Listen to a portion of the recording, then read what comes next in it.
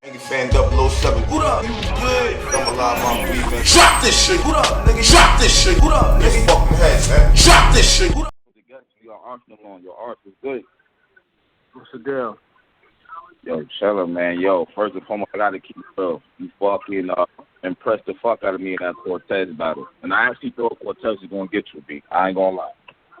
Yeah, I know from our conversation a couple nights before, you had me losing. That's just how you do me, but I don't understand why you will ever underestimate me, my nigga. But, you know, it is what it is. But now, here's the fucked up part. After seeing you turn up like this on Cortez, it's like, damn, you sure you want to go? Did that rejuvenate anything? No, my decision is my decision. I mean, I'm going for other reasons. So I got other things that I need to do. So, okay. You know, to be successful at that, I gotta, I feel like a certain sacrifice got to be made. So that has nothing to do with nothing. I was just trying to show people that, like, if I really want to kill a nigga, I could kill a nigga at any time. It's like, hey, so you feel like you 3-0 Cortez to 1? What? How you called it? I mean, I would say 3-0 or 2-1. I mean, whatever y'all want to give it. I mean, hey, it was definitely clean win. I mean, hey, I don't think he got around. I mean, he definitely was spitting. He did his thing, but it's not always about that. Just like I told you on the interview before we went on.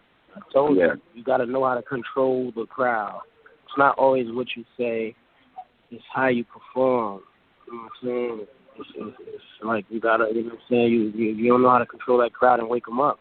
You'll sit there. They might sleep in all your bars. You could probably have the hardest bars in the world, but you got to make them cheer for you. You got to know how to make them cheer for you. That's what I told you. I got something called the know-how. I know how to do this shit. I know how to win. I know how to make the crowd wake up. I know how to, you know what I'm saying? I know how to do all that shit, man. So, Art, let me ask you this. Does that come from you battling a lot of places so you kind of know what the crowds there are like? Like King of the Dot crowd is different from a UW, different from a URL, etc. Exactly.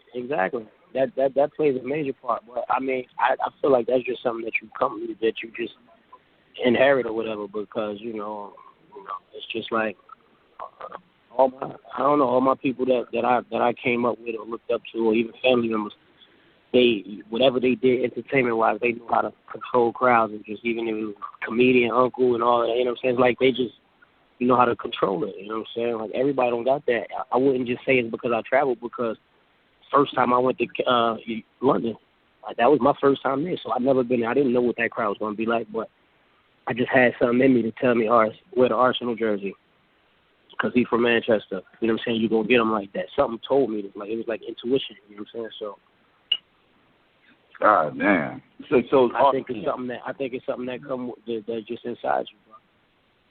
And you feel like because even in grind time you was doing your thing. Like when you battled Khan, exactly. You saw the bars them over his shoulder and all that shit. Yeah, it's like it's just something. It's certain people have it, certain people don't. I was just blessed to be one of them people that got it. All right, so let me ask you this, Art. Let me travel back. Like, what actually got you into battle rap? Like, who was you watching come up that made you want to do this shit? I watched everybody that was doing it back then. Artie, fucking Saya Castro, Jake Mills, Moot Reds, Miles. I watched all them niggas, all them old niggas. And it made you want to just jump in this shit? Nah, it didn't make me want to jump in it, but, once I jumped in it, I felt like I took it over and I brought it back. I feel like I really brought it back. But, I didn't care for battle rap. I went on 106 in Park, as everybody know, back in 2004. I did the 106 in Park thing because, the opportunity fell in my lap. So I did, you know what I'm saying? Then after I lost on my 6th week, I kind of, didn't really care. I was doing music, you know what I'm saying? I wanted to be a musician. That's my passion. So I was always doing music and shit. And then, I had an interview. I tell everybody the same story over and over. I had an interview in, 2007 at G4 Television where I met Lux. And MOP was there too, and we were just rapping, having a cipher and shit.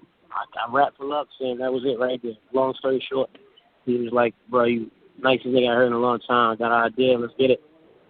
Boom. That's how Hollywood fell into my lap, bro. So, and from there, I just, even there, that was my first battle on camera in front of niggas like that ever, besides 106 in Park. And you see how I controlled that crowd. Like, even in the barbershops. You know what I'm saying? It was just something that I had inside. Like, you know what I'm saying? It's just something I got, bro. So a lot of people got it. And a lot of people don't. Yeah, this is one thing I always say about you. A lot of niggas be talking about you went to college and shit. Like, that shit actually helped you there. Yeah, of course. With your vocab and wordplay and shit, that you ain't just saying the same shit over.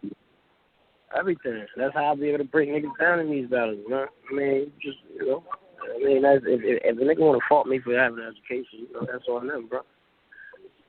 Yeah, I think that shit really helped you and shit doing that shit. Because, we had a hot and I was talking about, we used to be the top freestylers and shit. And he said even you was one of the top ones from back then. Like, you used to rap for mad long. Like, niggas would have to cut you off. Like, that's because I used to, see, when I was coming up, bro, I used to freestyle. I don't even freestyle like that every day like I used to. I'm talking about high school, college, all them years. All through high school, all through college, every single day. It wouldn't be a day that went by out of a 365-day year, where I did not freestyle at some point of the day. You feel me? Mm-hmm. Like, I used to wake up on the way to school rapping, just freestyling on the top of the, you know what I'm saying? And that's why I used to, you know, coming up when I first started, it was just flawless, phenomenal. But I don't really be freestyling as much because I be in the studio a lot now, writing records and, you know what I'm saying, record my own records and helping other people and just a lot, you know what I'm saying? So I don't freestyle as much. I still, you know, freestyle off the top from time to time, but I feel like the more you do anything, the better you get at it. Like, you know, that's just what it is. Like, you know, that's why Hollow, Charlie Clips, Disaster, DNA, myself included, was like some of the best freestylers ever in battle rap because we, you know what I'm saying, practice that shit. That shit don't just come overnight. It's a lot of people that's dope, but they can't freestyle at all. Like, if you put on a beat and get in a cipher, they can't do it. Like, you know what I'm saying? You can ask Poison Pen, you can ask Head Eyes.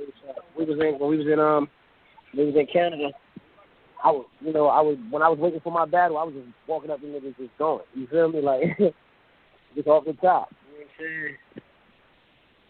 Shenanigans right there. He another one. You know what I'm saying? So it's like the more you practice it, the easier it get. You know what I'm saying? That shit ain't easy though. But I don't be freestyling as much though. Yeah, that's what's up, man. Like, yo, go ahead. My bad. Nah, go ahead, Tony, bro. Oh, no. Yo, Ars, man, this is Tony, bro. Big fan, been a fan for a long time. Like, as you was working your way up, though, I always wanted to ask you, is there any of those moments, like, looking back on it? Because you got some of the craziest moments in battle rap, like, just in terms of the content, the disrespect and shit like that. Is there anything that you look back on and you like, yo, that was kind of crazy? Like, not necessarily regret, but, like, a moment that, like, sticks out to you? A lot of shit like that.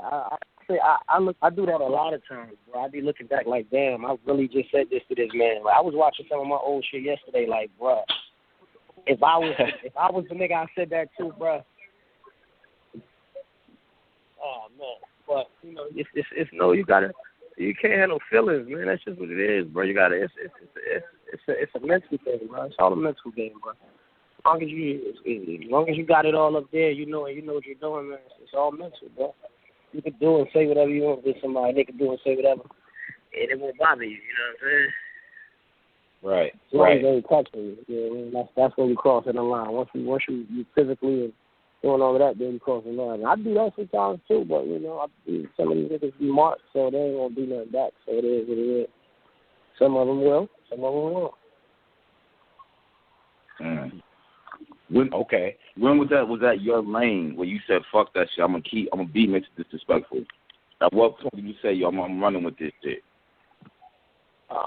Shit, I really don't. I think from the top. I mean, I didn't come in the game. I just was going. Like, you know what I mean? I was just going, doing what I was doing. But I would say probably let me see, who back? Maybe Hitman. It might have been like right around Hitman because I wanted to really, you know, me and Hitman had beef back then, and I wanted to disrespect him as much as possible to show niggas that that's what you know what I'm saying?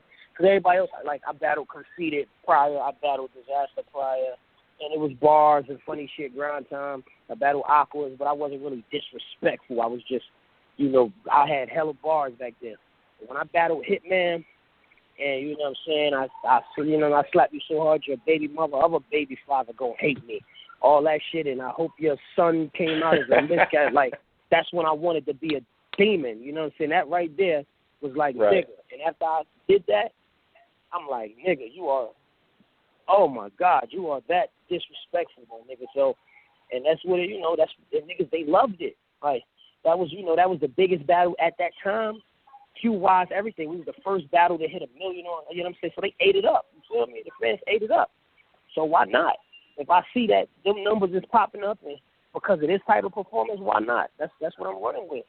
And that's what it is anyway. Like, I don't be giving a fuck. Niggas know me, man. That's all the niggas from where I'm from, like, niggas know I don't be caring about shit, really. Like, Yo, Ars, I also wanted to ask you, like, yo, when you for me, you represent, like, somebody going on the road and winning. You know what I'm saying? Like, even if you came in there as a villain, like, does that ever, like, how does that feel, like, to constantly go in there and maybe the crowd is, like, all hating you, but by the end they just got to respect the skill? Like, can you describe all that? Like, and how did that first feel when that happened? It's not a weird feeling anymore, but, that my first time I really experienced that as being the villain in a crowd where somebody hates you was when I battled Rich Dollars. You know what I'm saying? Everybody know,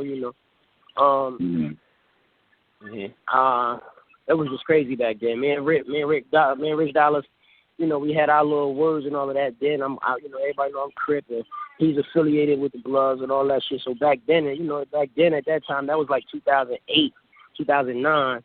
Shit was, a little different than it is now, and then niggas had beefs and all of that. So it was kind of like when I went to fucking New York to the Bronx and battled Rich Dollars. I think we battled in the Bronx, yeah. In the city he's from, like that was on Ice shit. On the Lions Den joint? Ice's Gladiator School. When Head Ice did Gladiators or whatever. Yeah, I think it was Gladiators. That shit right there showed me, like, when I came in there and was talking that shit to Rich Dollars, and them niggas was whooping while I was rapping, and all them niggas was just, like, making all type of threats. I'm like, oh, shit, back up against the wall. It's just me and 5 of mine, and we out here. I know. I'm still in this interview. It was just me and, like, 5 of mine, you feel me, and a whole basketball gym full of niggas that's, you know what I'm saying, going against me, saying all type of wild shit to me while I'm rapping and all of that. So it was kind of like, that's when I got my first taste of that, being the villain. And, you know what I'm saying, just, it was cool, though. Like, we get up out, you know what I'm saying, niggas got up out of there untouched and unharmed, and I still earn everybody respect at the end of the battle, because niggas was like, damn, this nigga came out here and he did what he had to do somewhere else. Right. Hey, yo, you know what, Art? Is there ever a battle that you was like, yo, you know what, this shit ain't worth it? You know what I'm saying? Because it might be beef or whatever. If not because they beef because of what you might say or whatever, but you was just like, man, fuck this battle. Nah, not yet. It ain't never been like that with me. Nah, I don't have no, you know what I'm saying? Like, I'm grown now, bro. I'm a grown man, I got a family, all that shit. Like, I ain't got no beef with none of these niggas. I don't know these niggas like that. I ain't got no beef with them. I ain't gonna start no fake beef. I'm gonna come in there, I'm gonna do my job, I'm gonna do what I gotta do, and I'm out of there.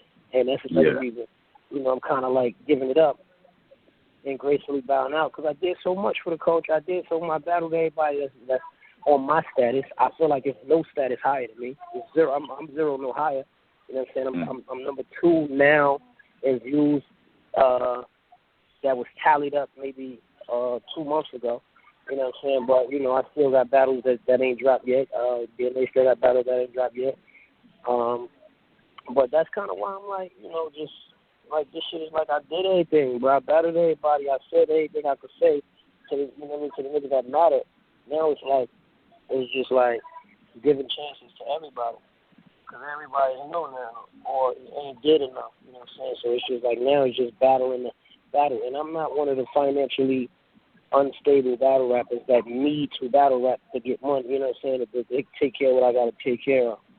So it's not like, if I give it up, I'm just done. I don't know what else I could do with life. Like, I know how to, you know what I'm saying? I'm good. So it's like, it's just something I feel like I got to do.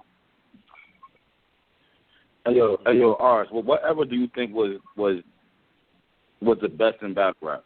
Smack DVD era, the when niggas fucking with Fight Club, niggas fucking with Lions Den, niggas fucking with URL, what? I'm gonna say the Lions Den era when Lee Goods, Ice, and Lux changed the fucking game, bro. We changed the game, bro. Without us having that war with St. Louis, bro, battle rap wouldn't be where it is right now, bro. Mm. It wouldn't be what it is, bro. It wouldn't be where it's at. Wouldn't be what it is. That initiated everything. Like that made everything pop. Like we brought it back, bro. We brought it back. How you feel about battle now? You feel like it's cool now or what? It's cool, man. It's cool. It's definitely as big as it's ever been. You know, it's a lot of battles that it's hard to get matchups now because it's, you know, everybody that matters battle and all these new niggas is like almost 100% clones. So it's like it's not even it's entertaining, but it is big. It's at its peak still as far as entertainment wise. Hip hop entertainment, that's one of the number one forms of hip hop entertainment is battle rap. Like they get more views. We get more views than these videos and all of this shit that be out. You know what I'm saying? So it's like, you know. Nigga fan 007. What up? You good? I'm alive, I'm breathing. Drop this shit. What up, nigga? Drop this shit. What up, nigga? Fucking heads, man. Drop this shit.